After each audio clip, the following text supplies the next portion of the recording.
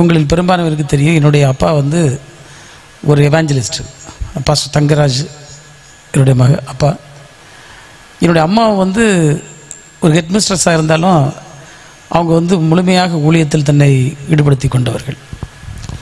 எப்போதும் முட்டங்கல்ல தான் நிற்பாங்க. இன்றைக்கும் என்னை பழைய பாஸ்டர்ஸ் யார் பார்த்தாலும் அவங்க உடனே சொல்லுது, அம்மாவினுடைய பிரேயர் தான் மனோதங்கராஜ் இவ்வளோ வளர காரணம்னு சொல்லுவாங்க.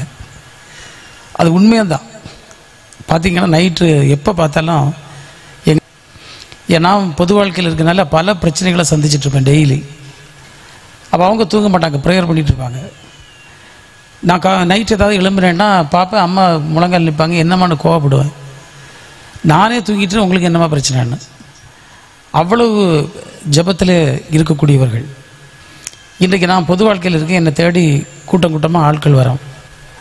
அன்றைக்கு எங்கள் அப்பா பாஸ்டராக இருக்கும்போது இதே மாதிரி தான் ஆட்கள் வரோம்.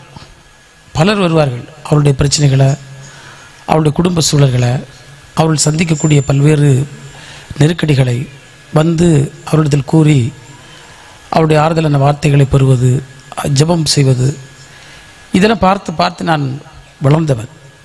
ஏன்னா ஊழியம் என்பது ஒரு மிக கடினமான ஒன்று. அதற்கு ஒரு முன்மாதிரியான ஜீவியம் கூட வேணும். நான் உண்மையிலேயே எனக்கு இந்த புல்பிட்டில் ஏறினாலே பயம், நான் ஏறுறதே இல்லை. பாஸ்டர்ஸ்ட்டை நாங்கள் கீழே இருக்க பாஸ்டர்ஸ்ன்னு சொல்லுவோம். அவங்க அன்பு வேண்டுகோளை மறுக்க முடியாமல் நம்ம வந்து ஒரு பொறுப்புகள் இருக்கக்கூடிய நேரத்தில் வந்து பேச வேண்டியது இருக்குது.